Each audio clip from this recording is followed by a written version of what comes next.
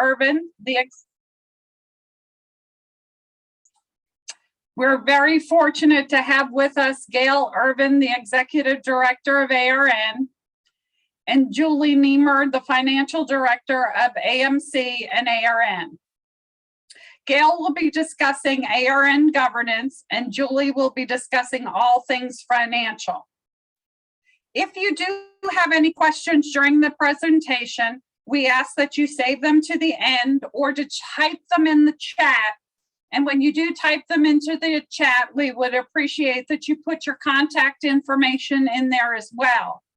Because if we are unable to answer all the questions at the end of the presentation, we will follow up with you via email. And again, if you could mute your lines, that would be great. So without further delay, Gail, the floor is yours.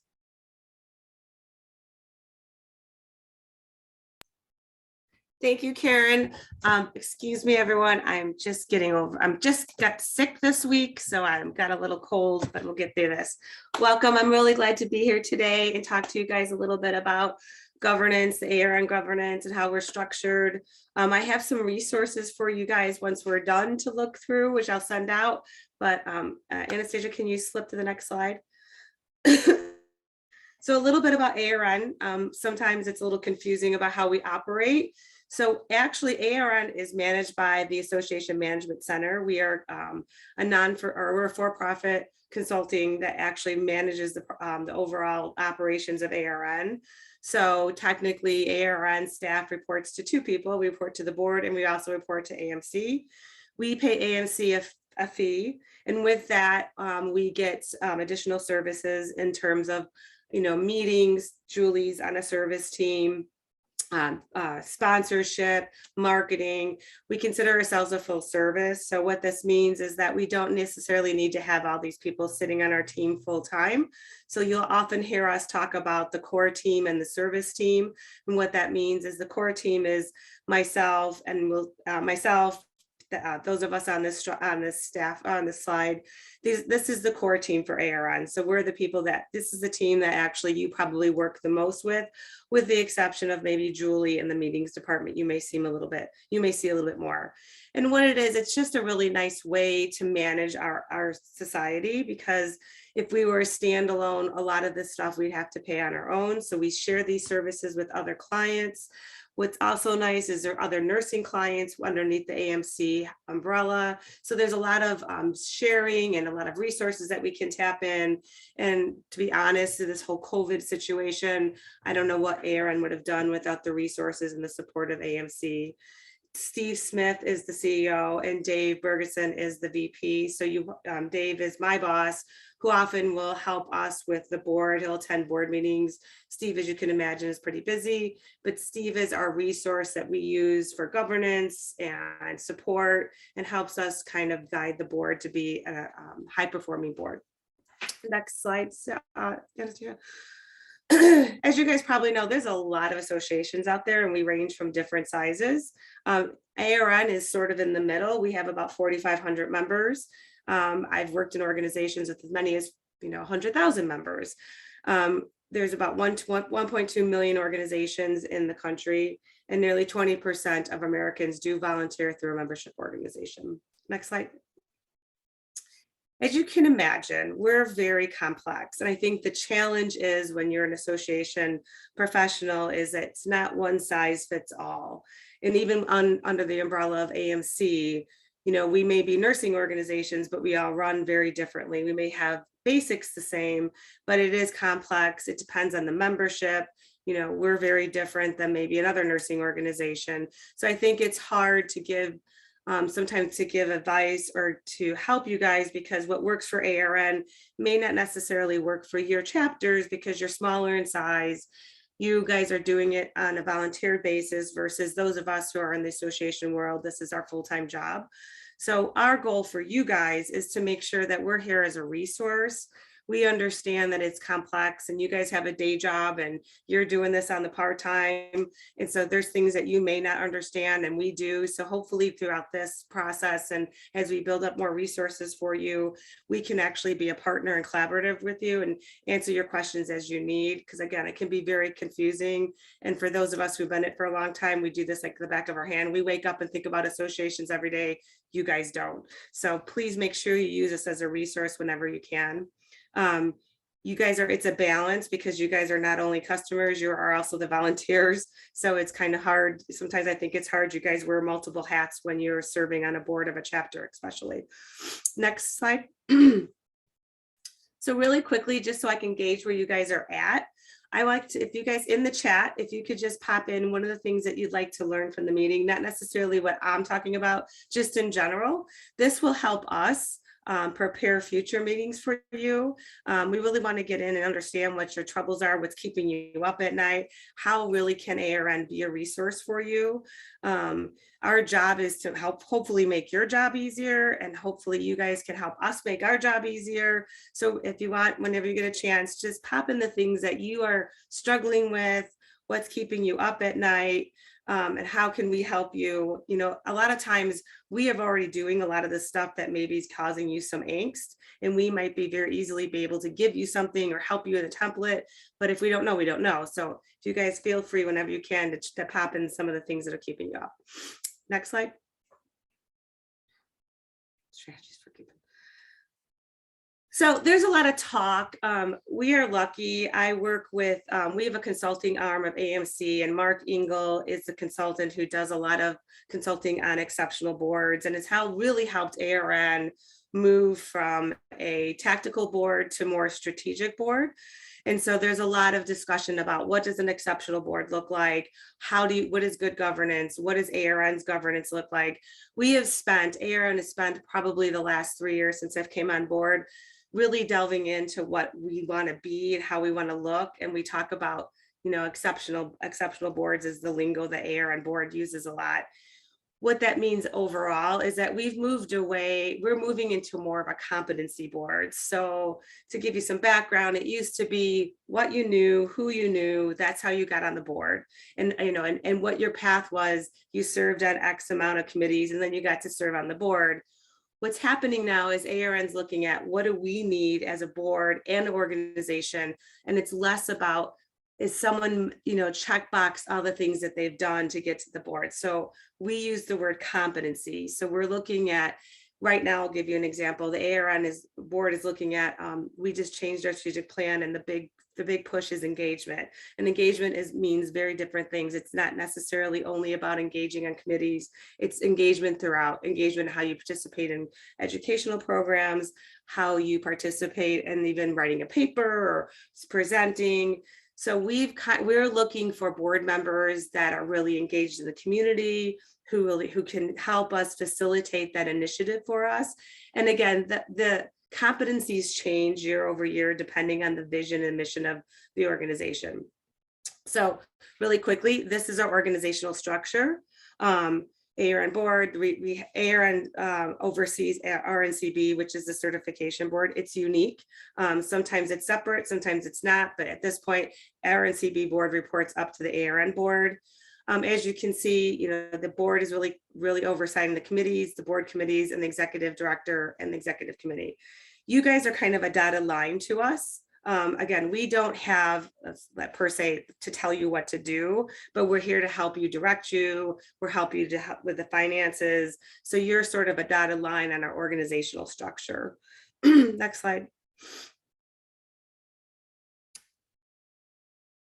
So what does the chapter board do? Great question. So there's things that were drilled into me young when I first came in to be an executive.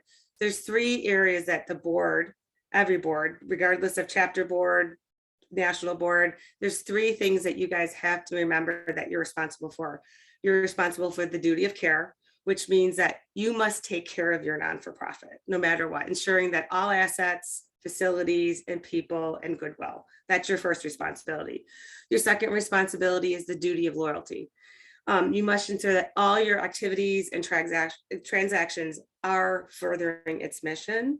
They must organize any and disclose any potential conflict and make decisions which is in the best interest of the non-for-profit. You know, I talked to the board a lot about switching your hat. Sometimes when you get on the board, you got to think about, you got to put your board hat on and take off your clinical hat, which is kind of hard sometimes because it doesn't conflict occasionally. And your last is the duty of obedience. A non-for-profit board must ensure that you obey the laws and regulations and operations that by your own bylaws and policies. And here's where another area that ARN can help you. I think bylaws and regulations can be very confusing for people. And so we know this. We have a attorney on staff that usually reviews our bylaws. So we're here to help you with that. So the three things that you really need to remember is you have the duty of care, the duty of loyalty, and the duty of obedience. And I will send this out to you guys as well when we're done. Next slide. The board structure. Here's where it can become a little complicated. So ARN structure right now is president, president-elect, secretary, treasurer, and director. That's the ARN way. It doesn't mean that that has to be for you. It's just the way the ARN structures their board. I've seen it in my life that you have an immediate past president, president-elect. Sometimes you separate out the treasurer and secretary. The bigger your exec, most of the time is because you have a bigger organization and you have more members and you tend to have a bigger exec to represent that. You don't have to have this structure, but this is typically, from my experience, what you see out in the association world is this sort of board structure. I'm going to stop for a second. I know I've been talking a lot and see if anybody has any questions. If you just want to raise your hand or just come off mute. Yeah, I have a question. I'm from Southeast Texas chapter, and it was just asking, what does the director do? Because we haven't had that position in our chapter. So could you give us some info about that? Say that again, Anne. You kind of caught up. So I was just asking if you could explain the director position because we've never had that position on our board. I'm from Southeast Texas chapter. The director, just the board of director position? No. Oh, I thought you were. I'm so sorry. That's right. I thought you were talking about the chapter boards. No, this is just the ARN board of directors, how they structure. I'm so sorry. That's okay. Any other questions? No. Okay. I'm not going to read all this to you, but this is just a really quick synopsis is what the role of the chapter board is. You guys are in a unique situation because most of the time at a chapter level, you don't have an association person. You don't have someone like myself or Anastasia or Julie running the organization. So that's why I think it's even more important for you guys to rely on us to help you through some questions, give you guys some orientation to help you through, because there are laws. I mean, there's financial things we have to make sure you guys are doing, and so forth. So, just really quick, your role is, most importantly in my mind, is to set the mission and vision and the direction of the organization. The challenge for you guys is that you are not only a strategic board. I think most of you probably would say that you're a working board. And that's the difference between you guys and ARN. ARN is mostly a strategic board. Not to say that they don't get their hands into the nitty gritty, but most of the time they're setting the direction. They're looking at, the future. They're not having to switch hats a lot of times and become a board member, then flip over and become a committee member. So I could imagine that some of you may have fatigue because you're doing both roles a lot of the time. Next slide. Good governance, this is something that the ARN board has been spending a lot of time in and discussing. We've had a lot of consultants come in.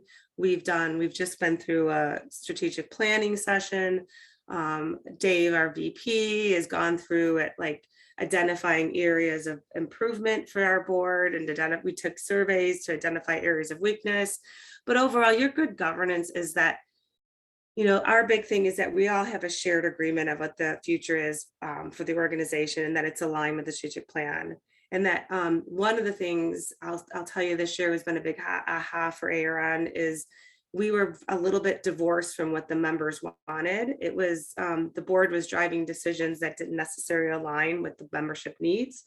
And so we went through last year we did an engagement survey, And, the board had a lot of aha moments of the majority of ARN's members are staff nurses, and the stuff that we were maybe going down the path on, the members didn't really care about, and we were not meeting the needs of that. So I would have to say a good governance is also making sure that you're keeping your finger on the pulse of the membership and what they want.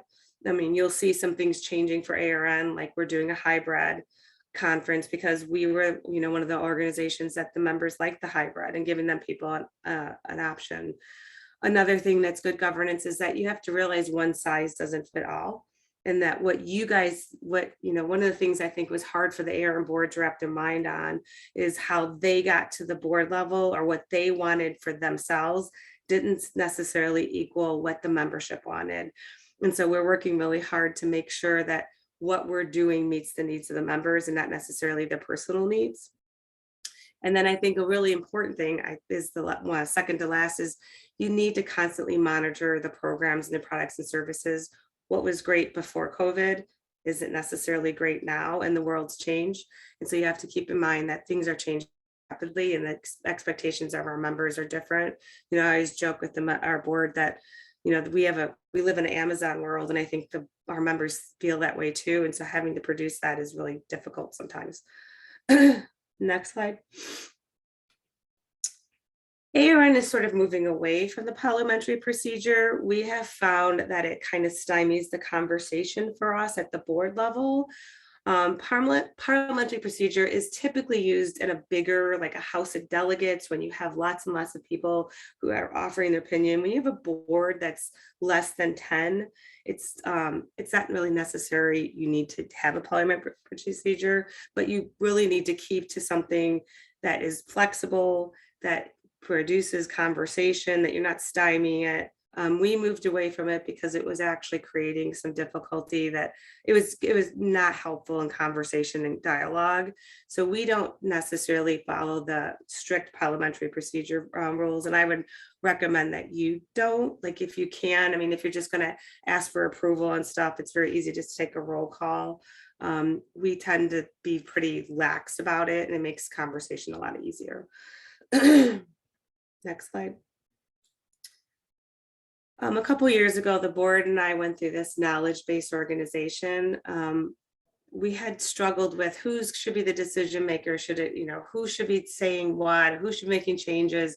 Should the committees be driving the decision? And it came down to that it's far less important about who makes a decision or more about where we're getting the information from. So we kind of have a really open relationship with our committees. They'll put forward information to us.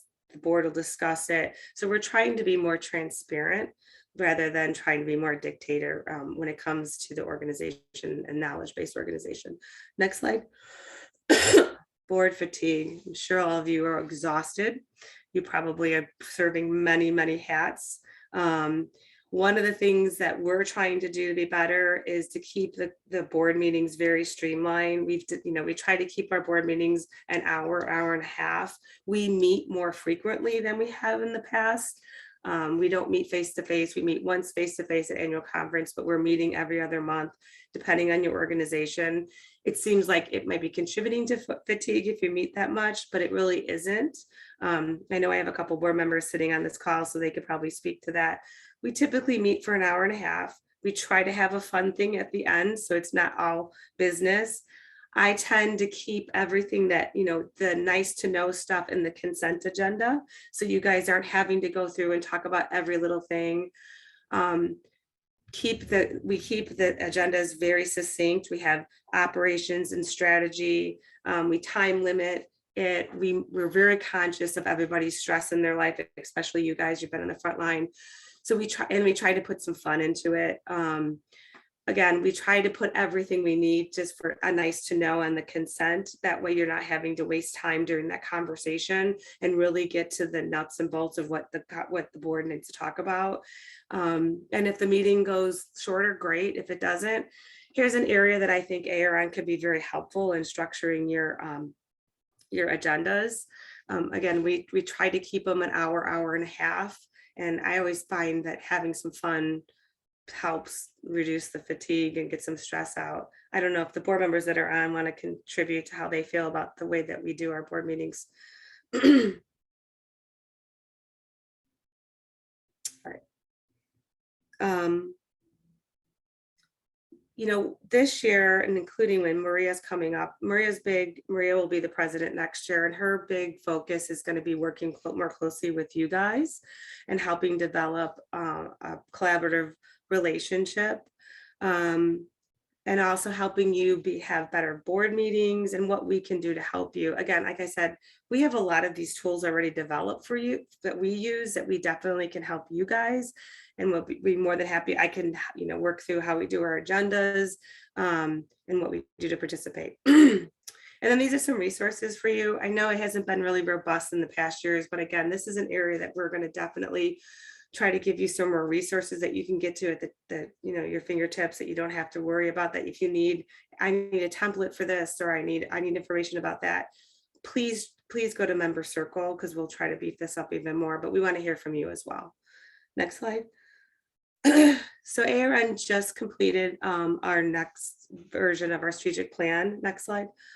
So our 3 areas, we've tried to really streamline it. Our previous strategic plan was very intense and we couldn't get it all. So as you can see, this was all driven by the engagement survey. So we took the survey, we looked at it, and we said, okay, we need to revise this. So the areas that we're concentrating on are engagement and visibility and knowledge and practice.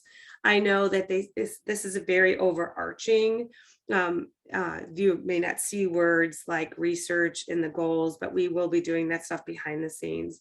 But again, our real big goal this year is engagement and flexibility. And so we're trying to make sure that everyone feels inclusive. I failed to tell you that as well. When we went through the engagement survey, it came out that ARN may not have been in it as inclusive as we thought we would. So the board is really taking heart to being more inclusive and trying to get more people participating in the organization at the level that they want to. All right, so what does all this mean? You guys are really, really important for ARN in many ways. You can help us feed leadership. We can work together on education programs. We both can grow together. We recognize that maybe we haven't had the closest relationship with you, but that is definitely something we want to change in the future.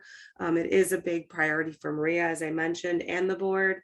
So we want you to know that you have a home with us, that your voice is very important. You probably have the finger on the pulse more than we do. And we want you to feel comfortable and feel that you always can come to us, whatever you need. So I'll stop there. So last question for all of you guys. What is something you bring to this board experience you'd like to share? So if you could put that in the chat. We want to use this, as you can see, we're trying to get your experience and help us formulate future resources for you. So if you could experience your experience, or even if experience that wasn't great, and how we can help you improve your board experience, that's what we want to help you here. So I'll stop here. Any questions?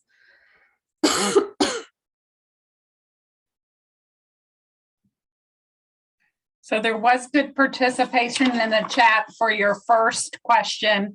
A lot of things that they were looking for was chapter recruitment, sustainability, how to increase membership, how to offer educational CEUs, get engagement, were some of the things that were in there. So this is great. I mean, I'm not surprised that you guys are talking about recruitment and retention. We definitely are in the same boat. Anastasia, one of the things we might want to do is have a seminar on that. I mean, we have a lot of resources with AMC that we could help you with as well. So thank you all for the time, and we'll definitely be circling back with some ideas for you guys to work at your chapter level. And now I'd like to introduce Julie. Hello, everyone. Thank you for having me with you today. We're going to talk a little bit about finances. So feel free to add comments in the chat throughout if there's things you have questions on, or things that additional things you'd like to know. I'm happy to add in whatever comes up. So our main goals today are really to talk about what is financial reporting, why do we do it, why is it important, Look at some of the templates that we've had you complete in the past and maybe talk about why we need that information. Why is it important that we have timely and accurate information, and also some of the federal and state laws that we need to comply with. So we can go to the next slide. So why do we do financial reporting? So I think it's important to remember that as a tax exempt organization, we have a responsibility to our members and donors. This kind of goes back to the duties of care and loyalty, all those duties that Gail was talking about, right? We are responsible to the members and people, funders of any kind, to the chapter. We want to make sure as a board that you're directing those funds to support the mission of the organization, and all of that will protect the tax exempt status, right? So it's important that we understand what is being what is happening financially for the organization. So all of that really starts with building a budget. So can you go to the next? So this is just very high level. As a chapter, you should be building a budget annually that the board looks at and approves, right? So that's part of your overall plan. The budget really is just a plan for the year. It's here's what we think we're going to do. Here's where we think the money is going to come from. Here's the kinds of things we're going to spend money on. So the board should be looking at that every year. A budget should be flexible and realistic, right? So we want to make sure it really is what we think we can accomplish in the year. It's just good when you're looking at it to compare it to the prior year actual. So this was a 2021 budget. And it gives you an idea of, you know, does this make sense? It gives the board some perspective on the spending for the future year. Believe it or not, budgets really are a form of a control. So the financial reporting you do should report out against the budget and how you're doing against that budget. That's one way the board can kind of manage that. So how do we do that? That really all begins with good record keeping. So it is important that you're keeping track of funds, that you're reconciling your bank statements every month, that we're tracking revenue and expenses. I realize you probably don't have a sophisticated accounting system, right? And I know you're busy and you're volunteers and you're, you know, trying to track all of this. It can simply be done in Excel. And if you think about it back to your budget, as revenue comes in, how was this budgeted? As money goes out, how does this relate to what we budgeted? And then you just want to be able to summarize that periodically and report it back. We'll talk a little bit more about the W-9, but there is an obligation to report some things to the IRS that we want to make sure we're tracking too. So this is just an idea rather than a standard report back. The ARN board is really taken to getting graphical views. And if you're tracking things in Excel, this is pretty simple to pull together. One of the things boards really need to know is where their money is coming from and where it's being spent and how are we doing compared to budget. So this is just an example of some graphs you could pull together and share with your board on how things are going, maybe at least quarterly or annually at a minimum, just to know kind of what's happening. It's also important that the membership know those things as well. So this is just a reminder that chapter boards do have a fiduciary responsibility under all those duties, right? To manage the finances as well. So we are responsible to all the people who support us and fulfill our mission. And the treasurer's role within the organization is really to help the board do that. So part of fulfilling that mission is really having a budget, tracking expenses against it, and reporting back to the board and the members.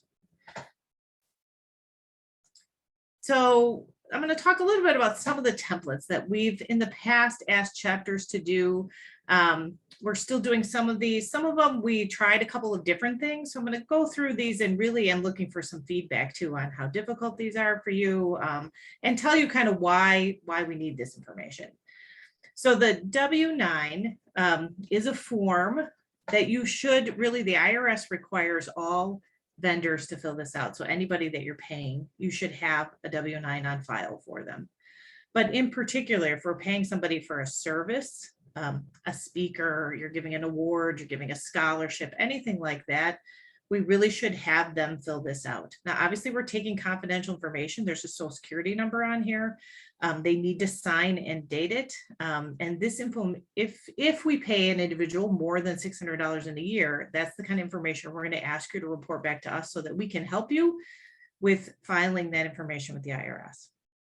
So this is a requirement that we keep those. So every year you have to accumulate anybody that's paid more than $600 for what we call taxable service. So that's really any kind of, like I mentioned, speaker, things like that. Any independent contractors, like if you have a web designer, or you're giving out awards, or you're making, paying a speaker to do something, anything like that, we have to submit it, what's called a 1099, either miscellaneous or this new NEC form, which is non-employee compensation, right? So we help you do this. We just need you to give us the information so that we can file this on your behalf. So the next sheet shows you the form that we've asked you to fill out as part of compliance reporting. And it's really just what information do we have? How much do we pay them and for how much? And we'll ask you to send us that W-9. And then we'll take care of filling out the form to send to the individual for their taxes and also to the IRS. So I think we asked for that in mid-January. That's because they really are due to the individuals by the end of January, and then we have to submit it to the IRS in February. So this is part of keeping everything in compliance with laws, but where we can help you do that. So the financial reporting templates that we've done in the past really provide a balance sheet and a P&L. The balance sheet shows your assets, liabilities, and equity. And I know that we start getting into these accounting terms, and I think we've kind of quit using these for a couple of years. But honestly, we really do need this information for tax reporting. So this is where I am interested in some feedback on your thoughts on how difficult these are to complete. So within the balance sheet, the form looked something like this. So you would put your chapter name, you would list all assets. So assets are just things that you own. So it's basically bank accounts, checking accounts, any savings or investment accounts that you have. And one thing I will say is that when the chapters are set up, obviously you should have an EIN. Each chapter is an individual business unit that has their own identifying tax ID number. And any accounts that you set up, checking, banking, whatever they are, should be in the name of the chapter and not of an individual. That really protects you as board members and protects the individual as well. And you want to make sure you're doing business under that EIN as a chapter. Another kind of control thing to think about with bank accounts is that you want to make sure that there's multiple signers on an account, that you have at least two. And that you think about when it's appropriate to, do we need two people to sign a check, or what kind of visibility is there on the activity? Maybe you share the reconciliation of the bank account with other board members, or you share a little detail of what's being paid, something to provide transparency and just ensure everybody's volunteers. And it really is a protection of the individuals involved. The liability and equity section, liabilities are things that you owe. So if you're paying things on time, you probably will have nothing in there, and that's fine. Equity is just what accumulates over time. And so it's your earnings from the beginning of time till now, right? So every year, if you have a profit, it increases that. If you have a loss, it decreases it. So that just creates your regular balance sheet. You could use this kind of template for reporting on a regular basis. This is just a classic balance sheet reporting format. The other piece that we need is really the income statement or revenue. So revenue and expenses. Revenues is money that's coming in, your sponsors, your membership, all of that. And then expenses are what you're spending money on. And the net of those two is your profit for the year. So the revenue spreadsheet that comes through, if you could flip to the next slide, is really just a list of all the different things that could be revenue. So it's nice to be able to tell where money's coming from. So the membership dues, obviously those are collected by ARN and sent to you. You may be getting money from other things, but it's important. We do have to report to the IRS on an annual basis the financial results of the chapters. So we do have to put together this information. So getting it from you on an annual basis at least is helpful. And this information should be accumulated and presented to your boards as well.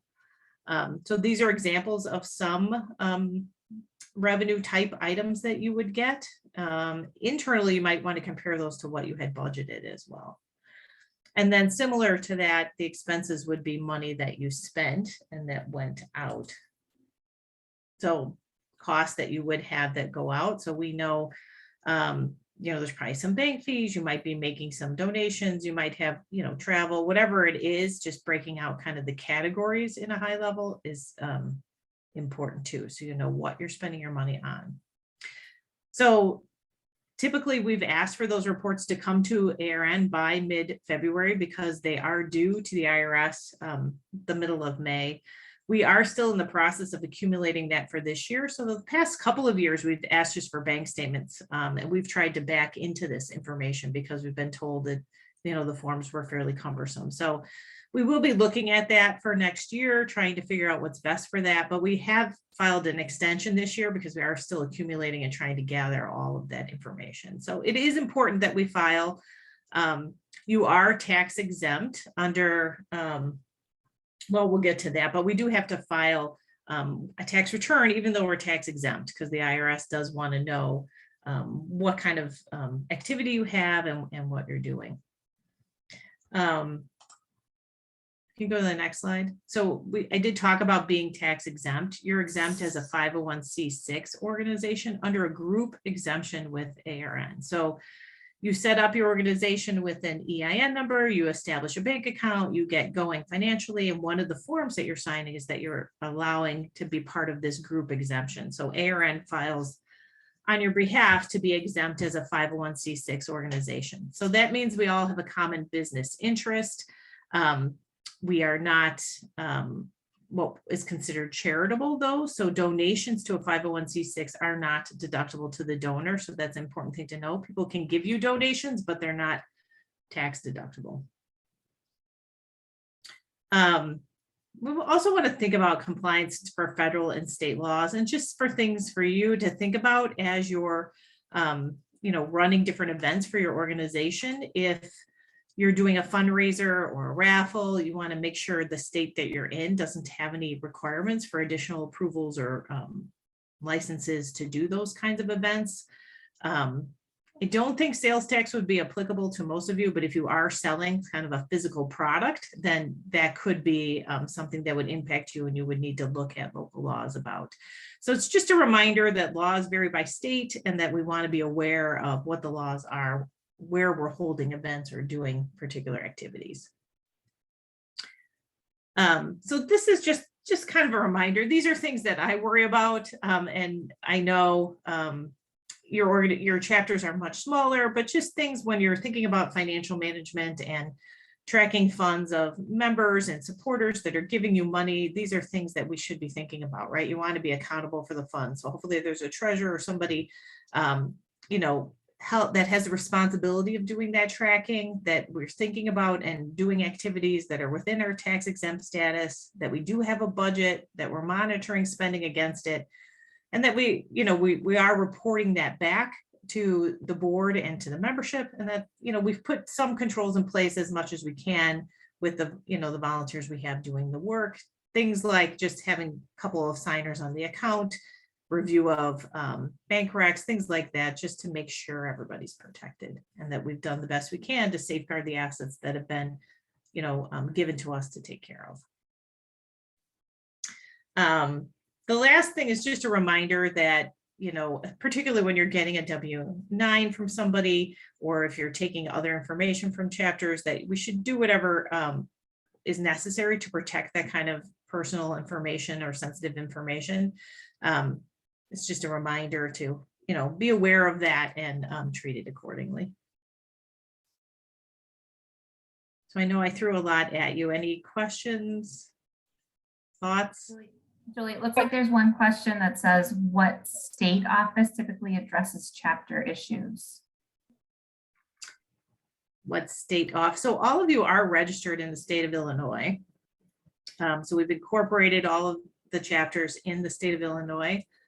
But it really depends on what the question is and if it's related to an activity that's happening in a particular state. But if it's related just to your organization, it would probably be related in Illinois. And they also have in there, is bonding needed for treasurer of a chapter at any point?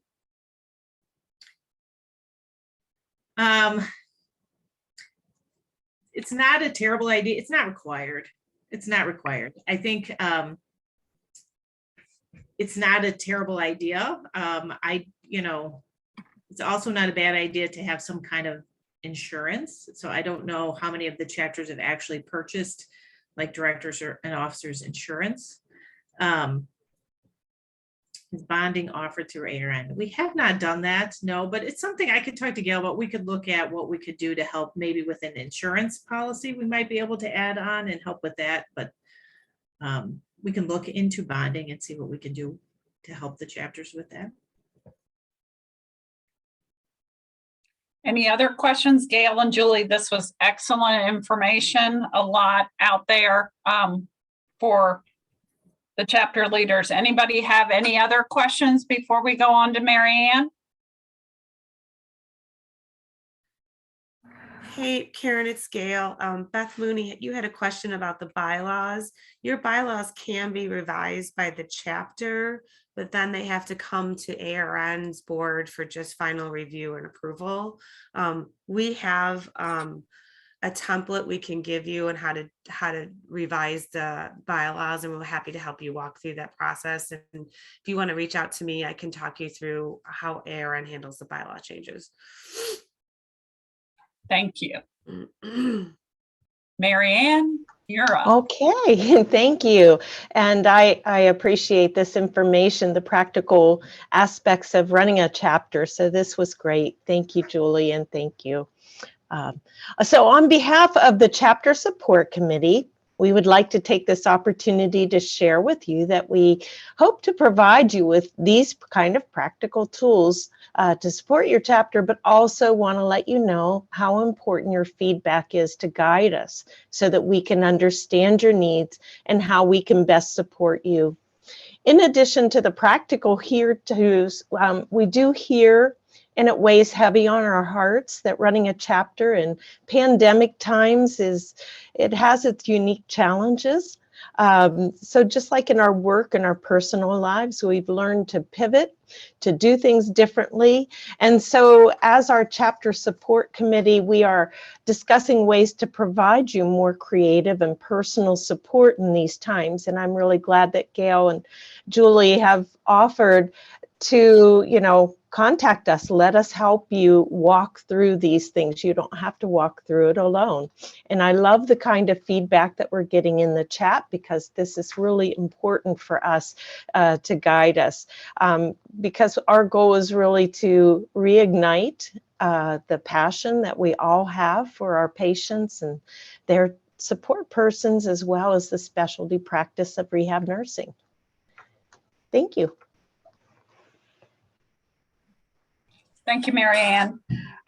So we do want to open it up for questions again, if anybody has any questions. And we really do want to thank you for attending today. And we are looking forward to future educational presentations and opportunities. So any information that you want from us, if you could let us know, it would be great. You can either put it in the chat, or you can email it to your chapter support liaison, and that is scrolling through now.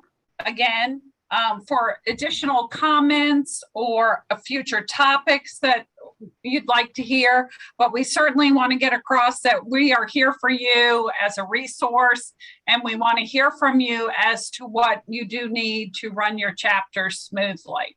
So I'll open it up to, does anybody have any questions? And certainly want to thank Gail, Mary Ann, and Julie for this excellent information.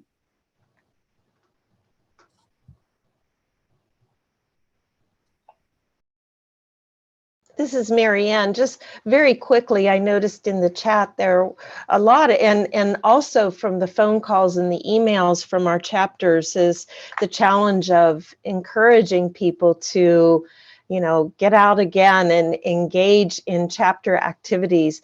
And one of the things that Northern California chapter put out that ARN, we passed it on to ARN and they put it out, was the value of becoming an active ARN chapter member. And that was a webinar that Donna Williams, one of the past presidents of ARN, did. And it seemed just so timely. So we want to do other things as well, but just wanted to put that out there that you can connect with that webinar through ARN.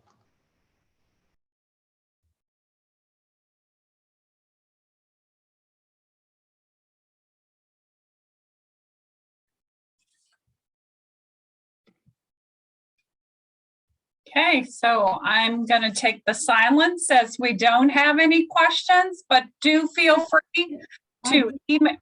I have one question. I'm sorry, this is Karen. Hi, Karen. Karen, yeah, can you just once again put up the slide for we're from the greater Philadelphia area. So with the connections.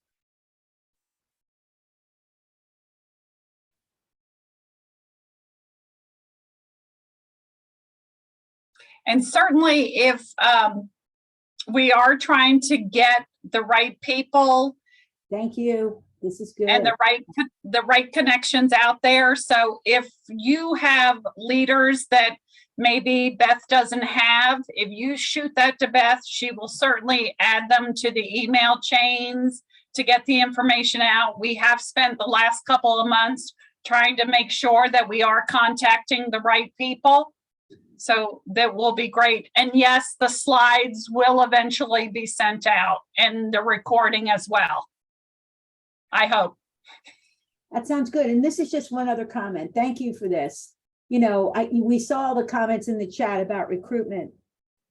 There is a definite paradigm shift with the younger millennial generation in terms of joining, and volunteering. And we struggle. So for the organization, if you could it sounds like somebody had a great presentation about why get active, but how do we sort of just tap into that whole generational shift or two?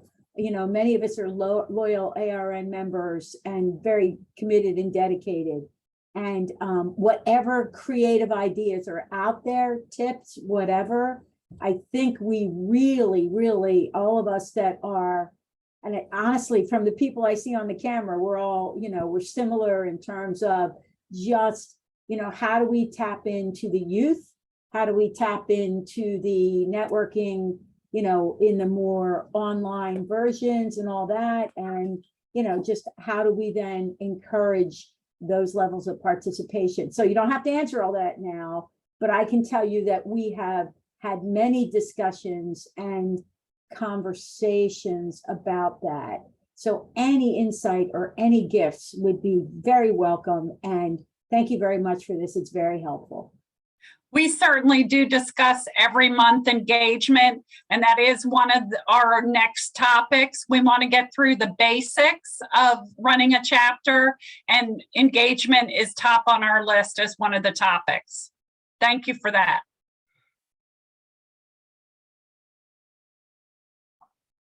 Well, I want to thank everybody again for your time. Thanks for, I know it's tough to give up your lunch for this, but we certainly do appreciate it. And hopefully we'll see you guys soon. Everybody have a great day. Thank you all. Thank you. Thank you. Very, very much. Have a great day. Thanks for doing this. Thank you.